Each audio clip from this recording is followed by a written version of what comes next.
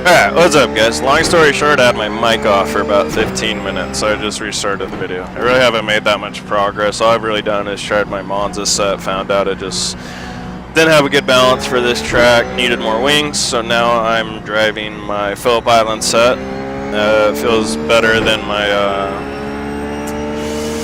Spa setup, or my Monza setup did, so now I'm just trying to get up to speed and all that fun stuff. And I've probably done about 6-7 laps. Mr. Roberto was kind enough to let me know my microphone was off, even though I did a microphone check. I must have hit mute like after I did my microphone check or something, so wasn't really much of value on that other video anyways. Like I said, it's about 15-20 minutes long. Just me running laps with no talking. So, I think what lap am I on right now? I'm on my, they'll be finishing my second flying lap right now. Still haven't really got up to speed yet.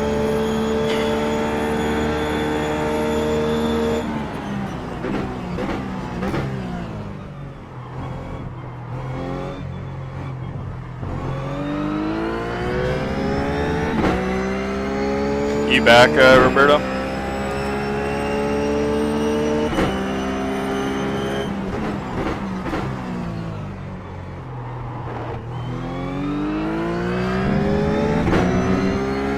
Let's see if we can put down a lap here.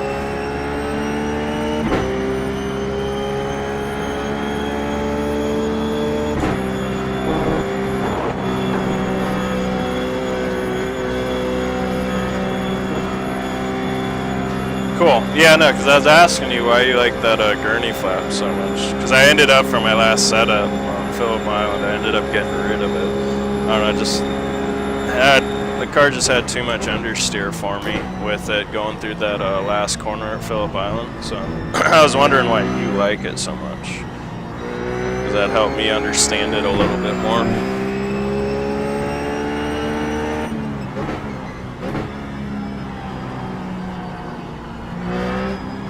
Ah, push, because I got on the gas a little too soon.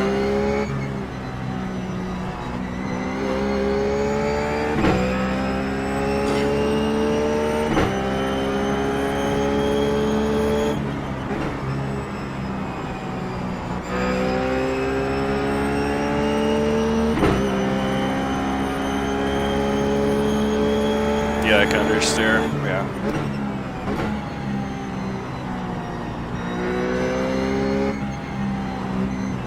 And that's a good adjustment for understeer, that's for sure.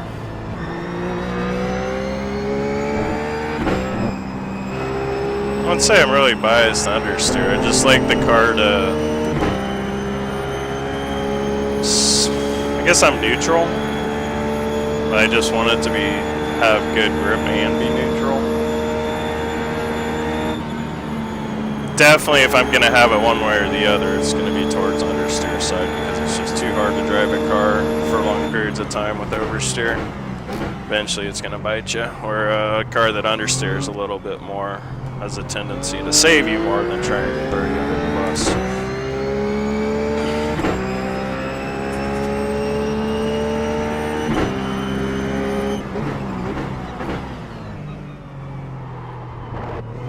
Start focusing on breakpoints and stuff. I'm not sure if I can go flat out through here yet.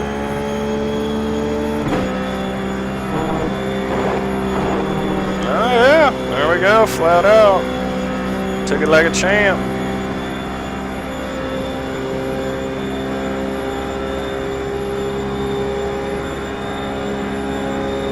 Yeah, I noticed that too.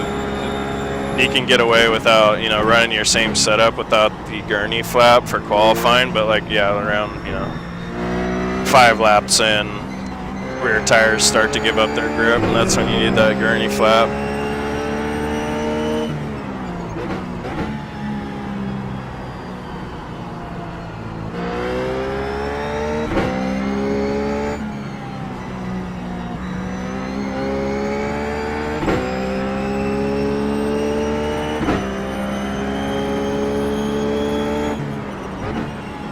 car just...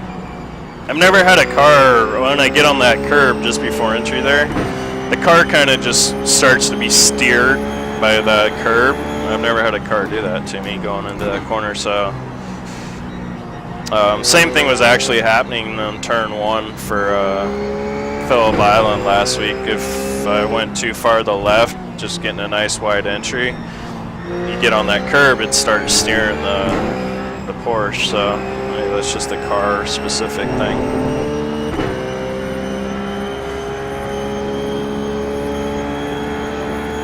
Right now I like this setup. I gotta, you know, run the laps I need to run until I start getting better lap times and more consistent lap times. That's the stage I'm in right now. It's just running laps.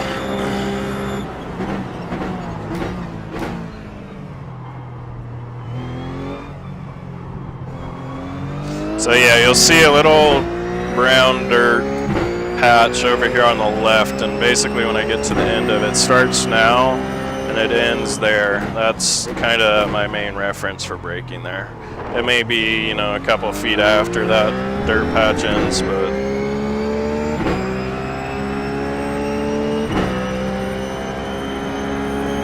$19.5 for all laps. Alright, I think I'm pretty close to getting there once I get up to speed.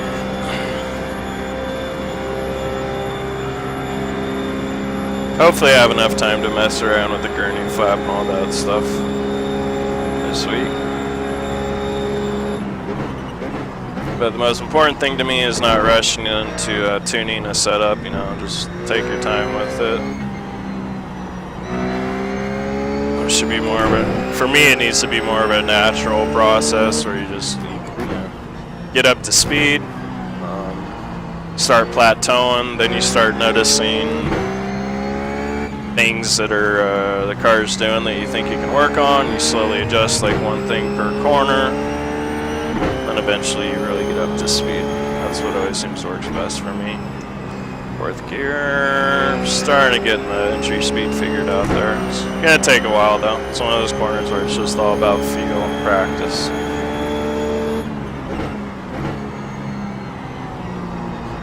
Just had to do a little dab of the brakes to keep it, and dabbing the brakes there too, just to keep that front end tracking, keep the car on the racing line. Probably do a little adjustment with the high-speed dampers too, because it does seem a little more bouncy than I'd like over the curbs.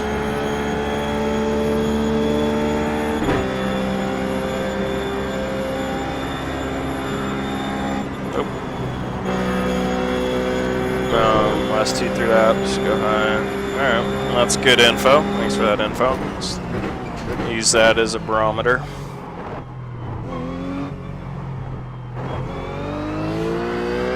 That corner is very fun in this car. To me, that corner is rarely fun, but in the rough, I really love those low-speed type corners. Too fast on entry there, just started pushing. Man, I'm glad you showed up, Roberto, because I would have made a whole video, no mic.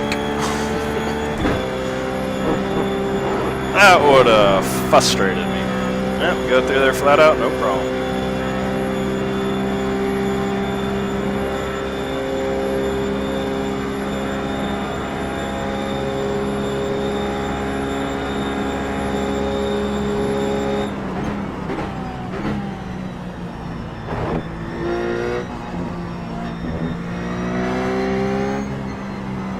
I love the rhythm of that section right there. You got a good handling car.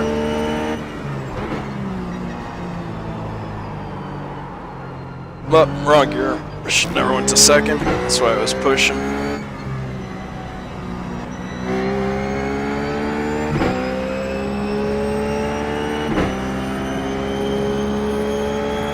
Yeah, normally I agree, Roberto, but I'm telling you, with this rough, it actually makes that chicane enjoyable. Just the way that rear end squats down, you got all that traction, you can get on the gas early. Actually makes it enjoyable. Too much push. hopefully I'll figure that out later. Still, right now I need to get more consistent lap times going.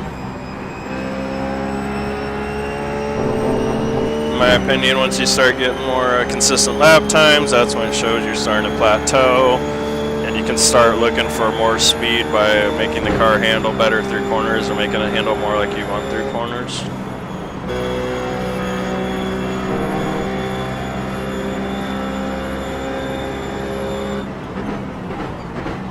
I really wish those braking markers were closer to the track for that corner. Love it. Never lifted, bro.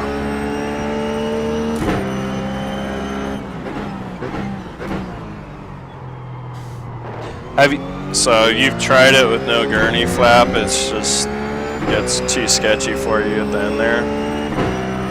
Have you tried running it with a little bit more rear wing and no gurney flap? Maybe it holds up a little bit better for you longer?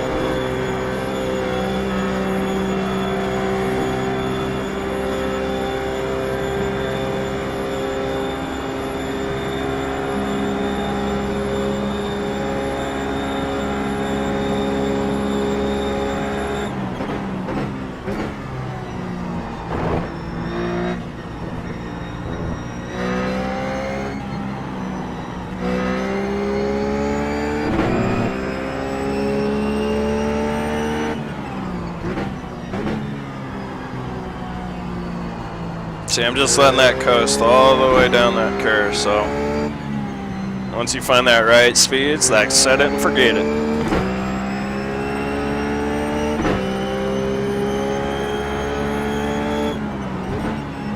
Again, the car just kind of got nasty when I got on that curve before entry through here. And it starts doing its own thing.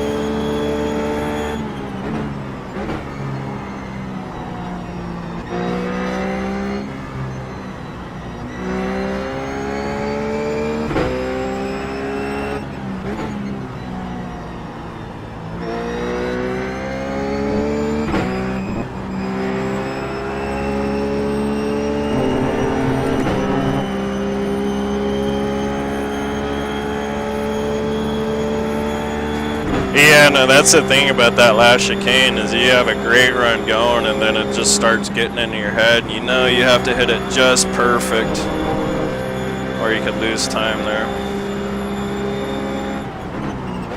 So you got that whole lap going, you just gotta get these last two corners just right. That's hard to do it every time. That guy lost a tenth and a half that time.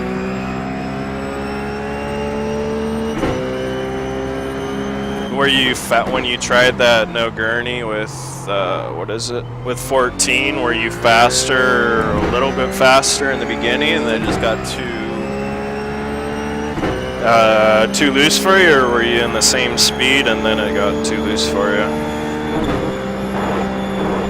Man, it gets to there so nice, because I wasn't even on the proper racing line, but I was able to adjust without lifting.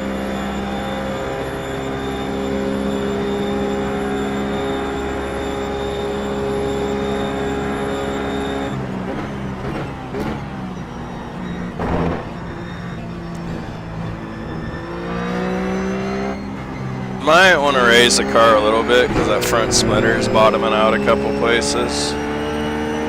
We'll start keep an eye on that. Again, just letting it coast, letting it float out a little bit, back on the gas.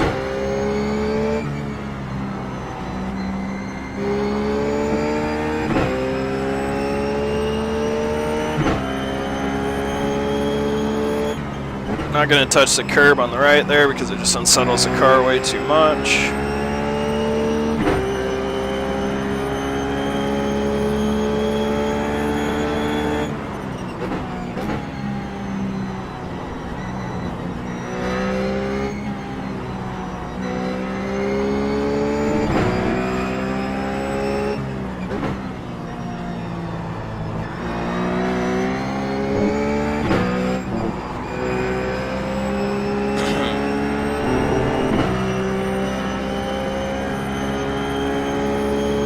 Yeah, and I just do not like my setups on this track. I have no interest at all being on the edge through a Rouge or what's that corner I just went through? Blanchemont. I have like absolutely no interest at all of my car being loose through those corners. I want them to be solid as a rock all the way through the race. Right, yeah, it makes more sense. I'll definitely try it, but right now I need to run this for a while. Still get more consistent lap times going. So I'm gonna kind of shut up here a little bit and focus on my laps.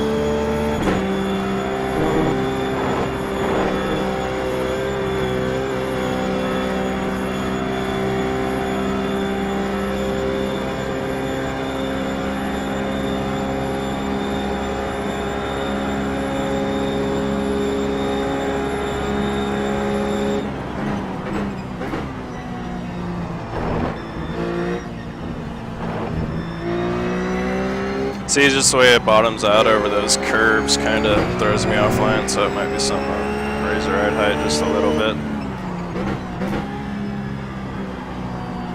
Because it's not ideal.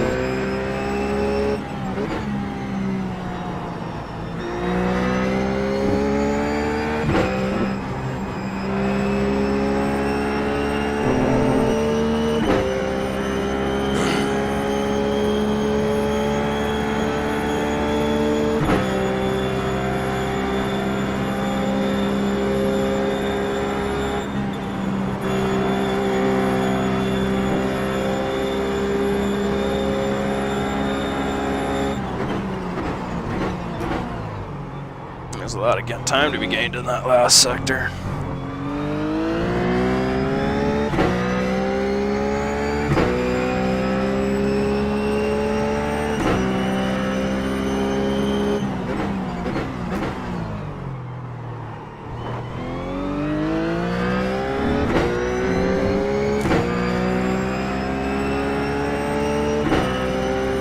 Probably gonna have to lift when you're following somebody through here in the race. I think I'm even probably gonna have to start lifting halfway through, but not yet.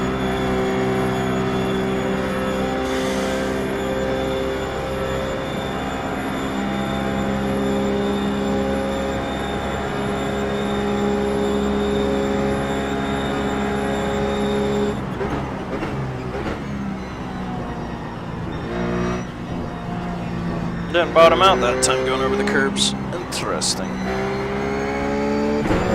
Could be line dependent, whether it bottoms out or not. Got good entry speed in there, just kind of checking it a little bit with the brake pedal. Got on the gas a little too early, the car started pushing, so I had to kind of feather the gas.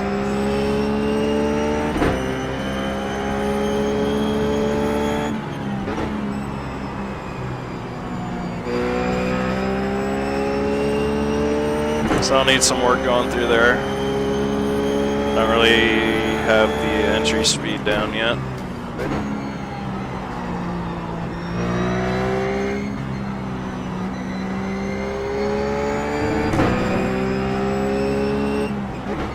Again, I'm just using little taps of the brake to really get the car on, keep the car in line. I just went way too fast in that last corner.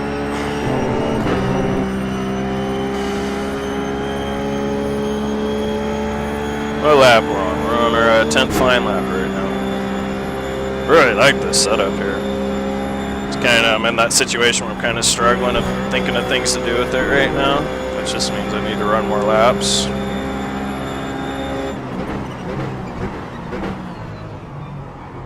That was beautiful. That was pretty too. Yeah.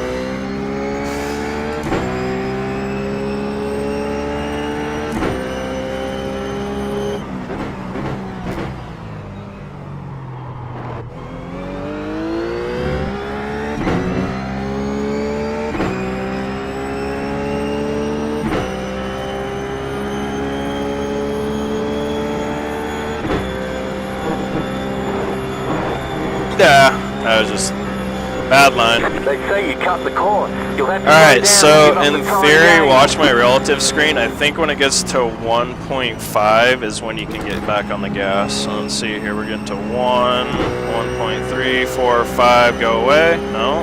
Okay, so there's 1.7 and it went away. So that's something you can kind of think of when you get black flags. Like, okay, basically I gotta give up, you know, 2 seconds on track kind of deal. Alright, we've done 10 laps. Let's see what our tire pressures are like. At this moment in time, I have nothing's telling me that I need a Gurney flap yet. But I've only done 10 laps, so.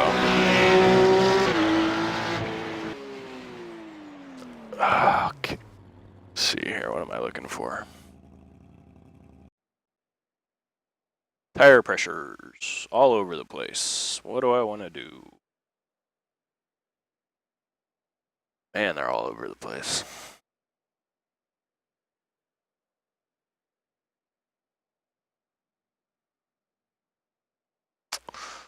Go up 1 click here. That's up 4, so that should be 181 now. That went up 3, so that should be 183.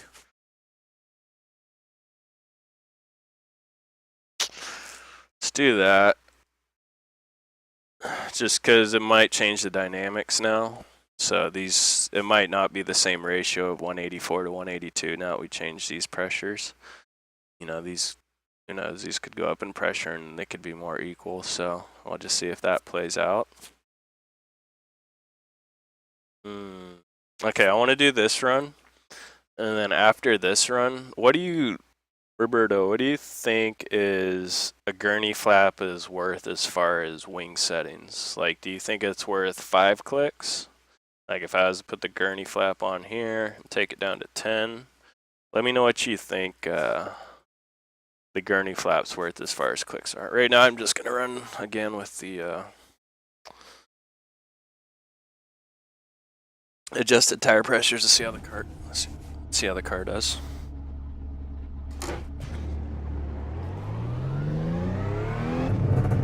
Because I think that's the first thing you really need to get tuned, and then you can start working on the rest of the car.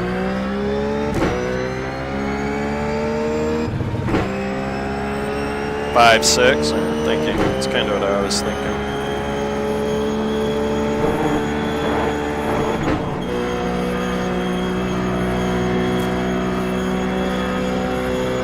Just wish iRacing would give us, you know, give me like 2-3 paragraphs on what each setting does. You know, I can read that. I wouldn't be upset with that attention to detail. Like exactly where. I guess I could go on Wikipedia and search how Gurney flaps affect aerodynamics, where they're more effective, all that fun stuff. But at the same time, you don't know if there's iRacing has translated how a Gurney flap works differently than the real world. Ideally, you think they'd make it the same, but I'd like to know exactly how iRacing a Gurney flap has changed.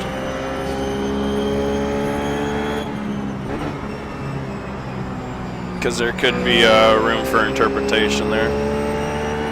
Because what I've read on like whatever Wikipedia, it helps more on high-speed corners, but it wasn't like telling me it helps me more in high-speed corners relative to more wing. You know, it just says a Gurney flap's better in high-speed corners. Well, I don't know if it's better in high-speed corners versus a wing with more rake in it and no Gurney flap. So, no. Anyways.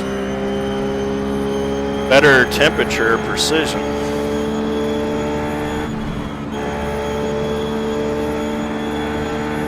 What do you mean by, are you still talking about the Gurney flap when you say temperature?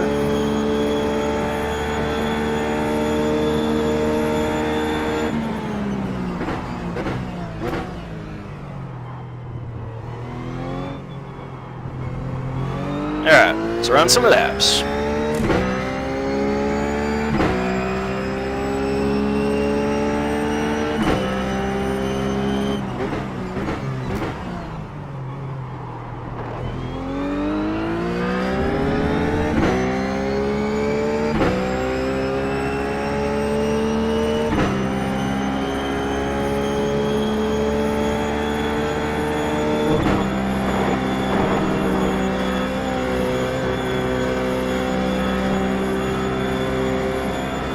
this speed I'm losing right now, it's because the tires aren't fully up to pressure. And the tires have more drag on them when they're before they get up to full pressure. So that's all that speed we're losing there, just because the tires aren't up to proper pressures. So you'll always notice that your first couple laps out, you'll be lacking straightaway speed. Oh yeah, exactly, for the guide. Yeah. The baby steps though, you know. That guy, the guide wasn't there, what, 2 years ago, so I guess we can be happy there is a guide. But yeah, it'd just be nice if they went into, especially when you get into like the super high level cars, like the prototypes and the Formula 1 cars, like yeah, write a book, I don't care. I want to learn. You're low 188 on the pressures. Gotcha. Yeah, I don't know. All season, I've been kind of up and down of where I think it really depends on the track, you know. But the range for tire pressures is anywhere from 180 to 190. I think this season. It just depends on the driver. I think it depends on the track, the weather probably. But yeah, I think being in the 180s is the major area you want to be for sure. And I think it starts getting into driver preference. Yeah, 200s, I think that's just way too much. Car just starts getting too greasy. Doesn't feel like it's in the track after a couple laps, but hey, those people might have a lot softer springs, or they might have something counterbalancing those higher tire pressures that works better for them, but for my setup it doesn't work. I think I was actually running like 190s earlier this season or the end of last season. What's up, Cash? How you doing today, bud? Just working on a race prep video, but I'm starting to combine it with Twitch. Get a little more, like right now, Roberto and I have just been talking about Gurney flaps, all kinds of fun stuff, so hopefully people know more about Gurney flaps can chime in, or they can give their 2 cents when I upload it to YouTube, and they can learn, we can learn, get faster. Alright, I want to focus. I haven't been focusing on autopilot, which is starting to tell me the setup's getting pretty good, even though it's already good. If I can run on autopilot and I'm only 2/10 off, it's a good thing.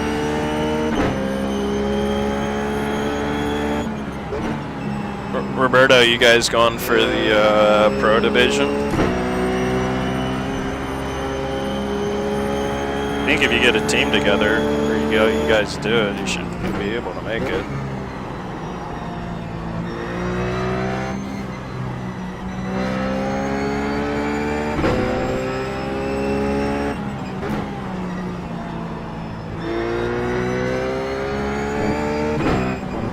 Car feels more planted right now. Of course, I think this is my second flying lap. Second flying lap. Feels a little bit better than it did. It's funny you say that, Cash, because, well, actually, the beginning of my video, I had my microphone on mute, so no one heard my rant.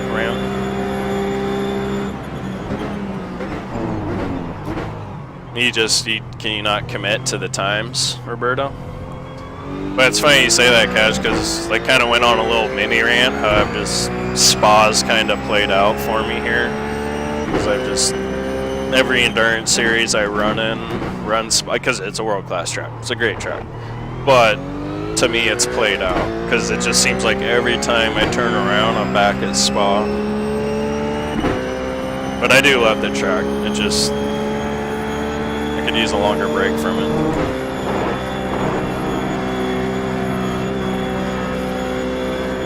Definitely one of the more challenging tracks to get overall good lap times out of. There's so many different types of corners, long laps. It's a great track.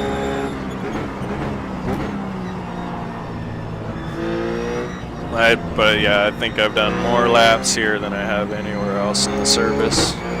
just because this track gets used so much. I just showed you. And I think it was one of those tracks when, you know, first started learning, I just hated it. Took me forever to finally start getting some respect for it, just based off how hard it was. It's one of those tracks where I didn't like it beginning, but it just grew on me because of the difficulty level. So it's never been insanely fond of it, just because it's not. I've just never had a natural speed with this track. It's a track I've always had to work on to really get good speed out of it. I think because I've ran it so much now that now I kind of have a little bit more of a natural speed with it. But it's weird because it's a historic track, but it has a very new feel to it. And I think that's just because the pavement's so smooth, so flat, where, you know, like Brands Hatch, that's probably just as old track, but it feels old, where this is an old track that feels new. I think I relate better to the older feeling tracks. Like Phillips Island, I don't know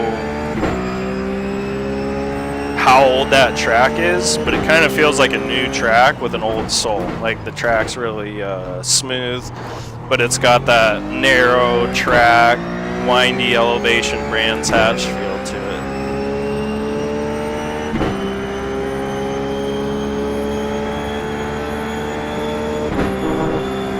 How many guys do you have on your team that run the GT3? Or how many guys do you just have on your team in general? And then how many guys do you have on your team that run GT3? Alright, I'm going to go back to focusing. Let me get some better laps going with this set of tires.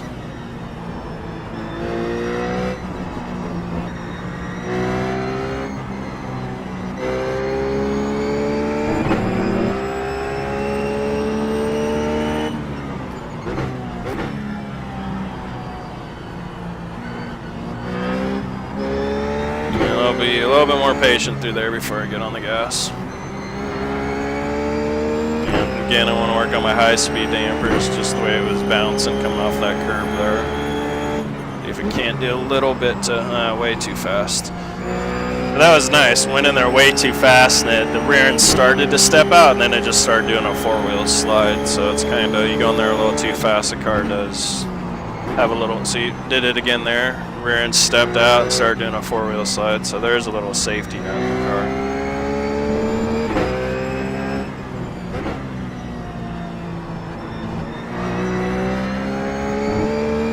There's a little safety net in the setup, I should say.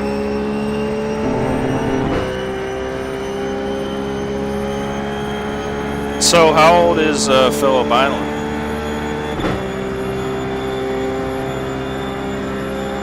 So it's two guys and you, Philip, or Roberto?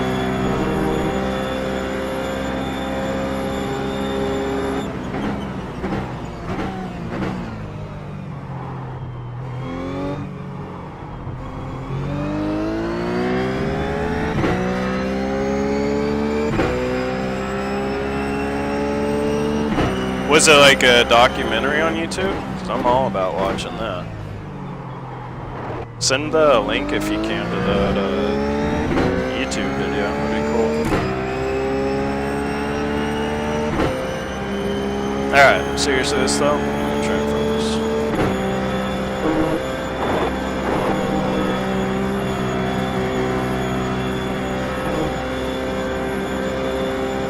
I actually might be losing a little bit of speed just because of the rake of the car with the new tire pressures. Might just be causing a little bit more drag, but I really don't care because it's consequential. It's like hundreds of tenths, you know.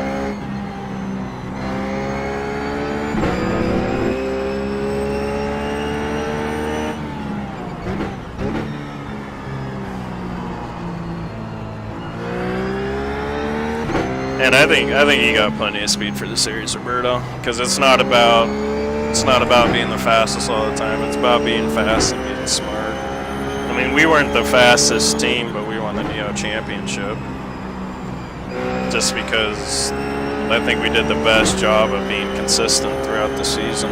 That's why I love endurance racing so much, because I can use my head a little bit more.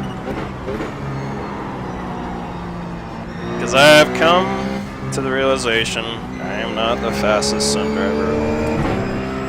It's heartbreaking, but it's true. So sad, so sad. I want to be Gregor Hutu so much. But who doesn't?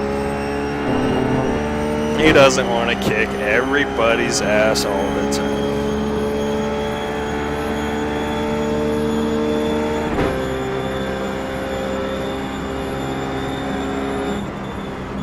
Gotcha, Roberto. My personal best going. I was kind of paying attention. Oh, missed the shift. Always impressive in a paddle shift car when you miss a shift. Yeah, buddy. Little Dukes of Hazzard. Yeah, it's true. The 3-hour races are definitely a little bit more sprint oriented. But at the same time, I think it's going to be more about, unless you're Coanda, it's going to be more about consistency combined with speed. Or Coanda is just so fast that it's easy for them just to back off a little bit and be consistent. Which is ideally what you want to do. You want to be so fast that you can drive at like 95% and still be passing people.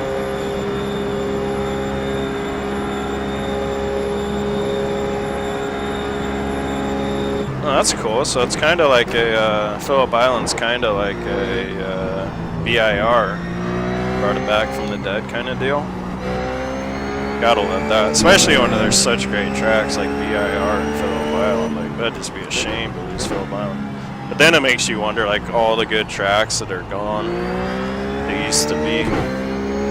That's one of my favorite things about iRacing is it's gonna become like a historical archive for racing cars, tracks. You know, 30 years from now we'll be able to go back and drive the historical versions of Spa, whatever. That's what's gonna be so cool. It's, you know, it won't be up to interpreting pictures. It'll be, well, that's how it was. Scanned it with scanners. Alright, how many laps do I got on these tires? I'm gonna do about 4 more laps. I'm gonna check the tire pressures. I'm gonna try and focus again. Just so I can see if I can find something else I can adjust with the car.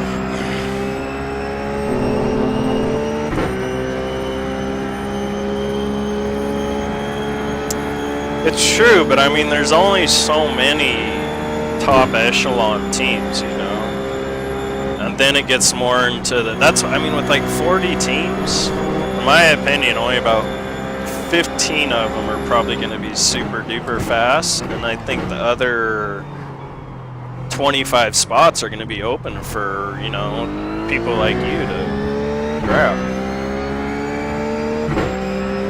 People like me, you know, just, we're not the fastest in the world, but we're fast enough to stick around, and, you know, if you have one of your epic races, you do really good, then you can, you know, who knows, you can be fighting for top 5s, top 3s, if everything comes together. I think just with the way it is, because it's a team setup, because they're really, you know, there aren't 40 world-class teams on the sim. I mean, maybe 10 to 15 world-class teams on the sim. I think everything else, everybody, it'll be approachable for people that are in the, you know, definitely have to be in the top 5% of sim racing, but I think it's definitely doable. It's more approachable, I believe, than trying to go for pro and just, you know, Formula 1. That's a whole different beast there.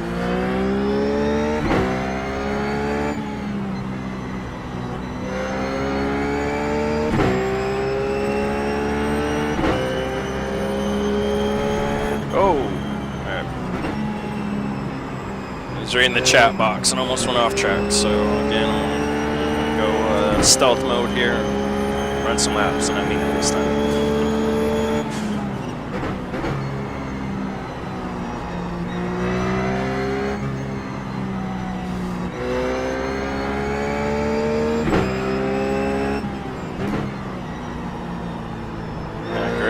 rotation through there right now. Good rotation through there.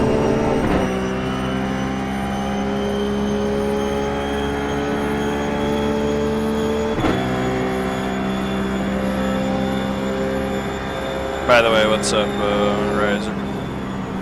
Or RH? I was gonna call you R. Your first name's Robbie, right?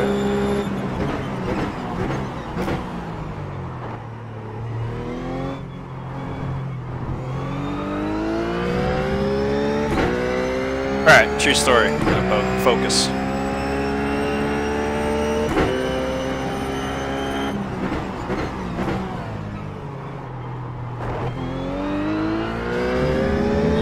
Definitely the best I've got through that car. Now can I carry all that speed through here flat out? Yep. Really try and get a late exit there, late apex. The sooner you get your apex, the harder it'll make it for you to make that next apex without shooting too wide. Raw!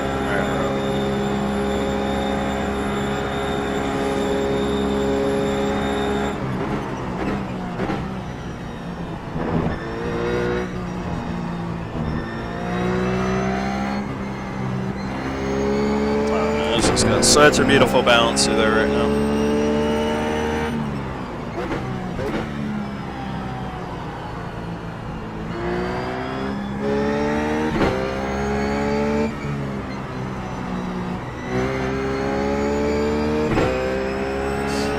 A little clumsy through that sector.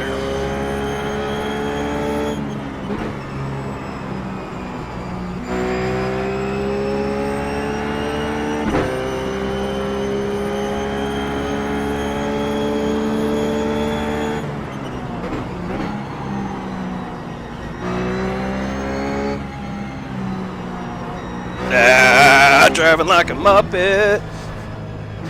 I was too far. I messed up my line going into the first part of the S's instead of just left in and cracked in where I was. I kind of tried to fight it. It's not always the best idea. We're about ready to finish the 8th flying lap.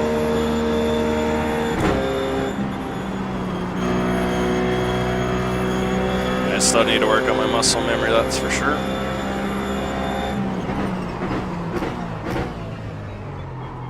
Which tells me I probably need to run about another 10-15 laps before I really make an adjustment to the car. Because nothing's really standing out to me right now. It feels pretty good. A lot of stuff I'm probably going to adjust is going to be experimental, just seeing if maybe a little bit softer springs helps versus a little bit stiffer springs, or maybe just want to click up the tire pressure all around versus want to click down. Make some subtle adjustments to roll bars, like holistic stuff that just see if it gives me better overall grip kind of deal.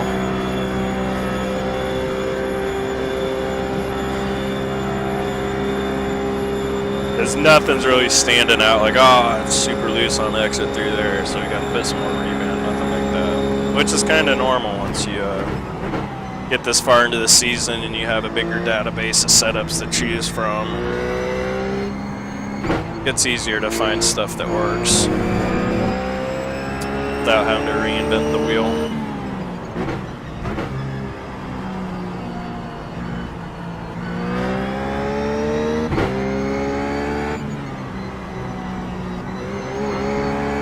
Other than the bumpiness through there, it's getting through there really nice. The bumpiness is just coming from riding that curb.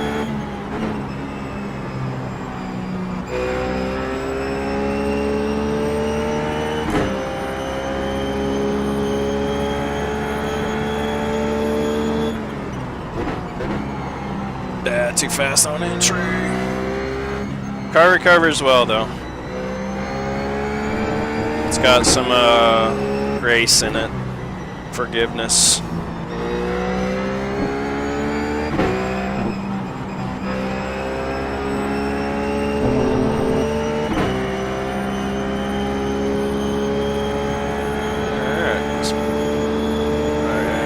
almost got 10 laps done next time by, so I'll see if I can get like 4 or 5 laps in here. They're pretty consistent lap times.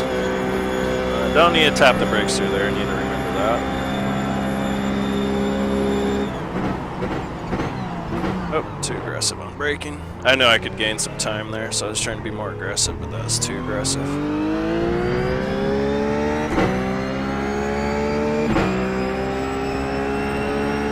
I really do hope, like, I think each team should be allowed 2-car entries. I don't think teams should be allowed more than 2-car entries. Cause I'd hate to see what happened in like NASCAR nowadays, where you got like, you know, a handful of teams in NASCAR, where 15, 20 years ago you had double the amount of teams. Like, I think they should definitely limit it to 2 cars per team.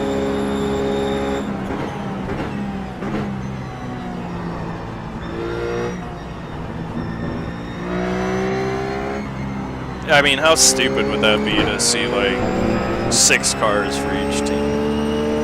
That just, I don't know. That would be cool in my opinion. Oh, wrong gear. Because I'm not paying attention. Alright, what do I know? I know the car's pretty consistent. I know it hasn't shown any overly bad characteristics this far into a run. I know I'm getting halfway close to running consistent lap times. I don't believe I ran my best lap time possible.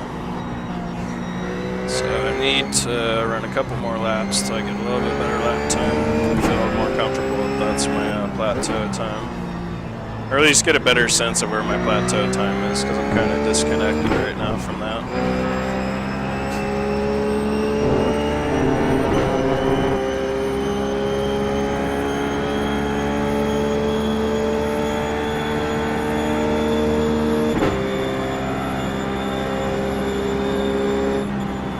Crack the throttle, and then you touch the brakes when you go forward.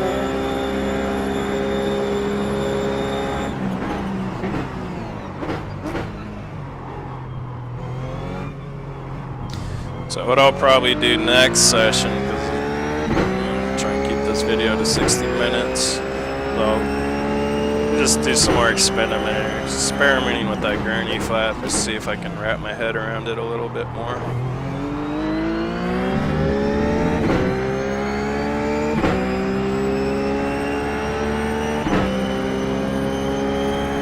But I'm getting to the point right now where, you know, kind of just need to take a break.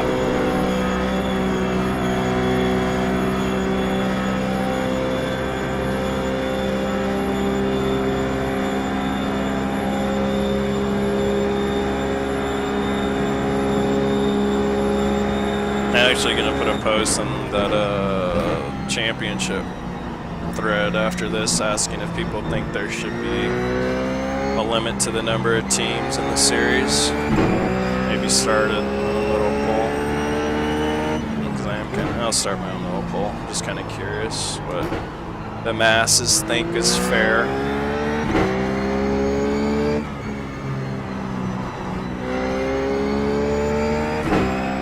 Ah, stop paying attention. So easily distracted right now.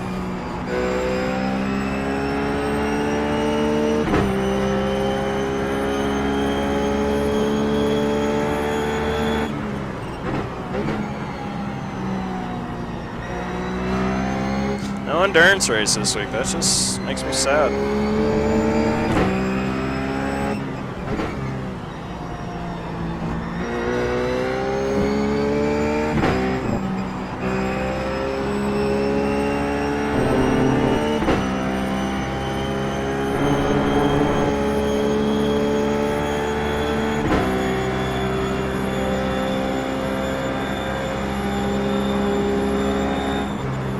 One thing to notice right now is my straightaway speed's a little bit quicker than it was earlier. 'Cause I think I set that best lap on a little bit newer tires that I was talking about earlier, kind of have a little bit more rolling resistance. At the same time, it can also be fuel burn off. I think it's a combination of both. I think you don't really notice the fuel burn off till you're about 15 minutes into a run, which is actually, I don't know, probably 20 minutes into this run. 2-minute laps, 24 minutes into this run. So fuel burn becomes more obvious. That's also something you always got to keep in mind when you're, running your tab screen and you're going to be comparing later. Is what lap was I on when I got that personal best, just so everything is as controlled as possible when you're comparing lap times. Nope, went to the second, shouldn't have done that. Ah, this car feels great.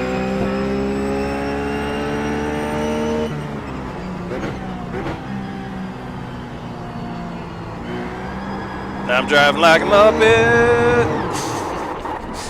And it's official. I have had my fill. I learned a lot. I learned this is a very good setup. And I'll be doing a lot of experimenting this week. Let's check out. Oh, dang it, see, that's where I was stupid.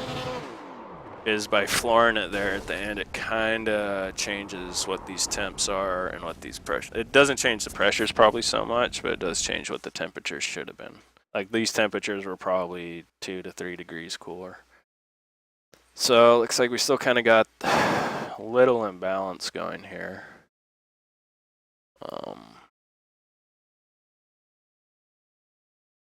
That's up 3. So that'll bring us to 184. If I was to raise that tire pressure. Right now I'm just not gonna touch anything. I'm just gonna try and remember that. I'll write it in the notes. Not that I ever use the notes, but that's what you're supposed to do. I'm gonna do it. Make a little note to maybe adjust the tire right front, 1 click, then leave it there.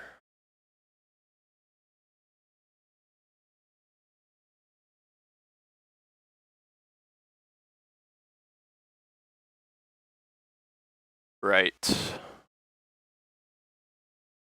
front. So that's right front tire pressure up 1 click. Save as Spa. Alright. Well, that was fun.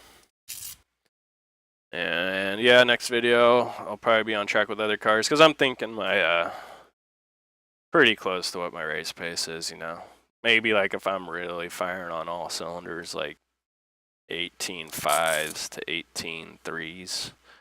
But I ran a good enough laps to know I can run high 18s pretty comfortably.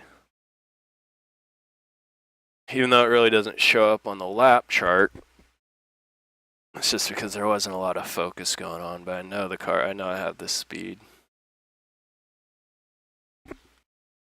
So, I will leave it at that. Thanks for hanging out there, Rob and Roberto and Taj. Cash. I will go look for that Phillip Island documentary. And I will see you guys next time. Alright, take it easy.